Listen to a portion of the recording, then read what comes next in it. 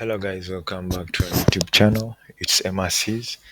In today's video we shall be looking at how to make cells hidden, how to make the contents or the text, the numbers, like those are the contents in the cell hidden in Excel. Basically this will be a brief video. In our previous videos I already talked about it in terms of the technicalities when you are dealing with such issues. So how do you make these cells hidden? It is so easy. For example, I can select this. Okay, I may be interested in this. Yes, I'm going to hide this. Okay, let me hide this, the department. I told you how to select.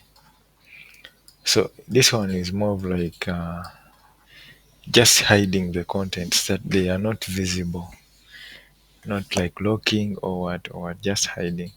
So what you do is you right click, then you move to format cells, then you come to custom. Yeah, then under the type, which is general, we just insert three hyphens, 1, 2, 3. Basically that is it. Then we wait.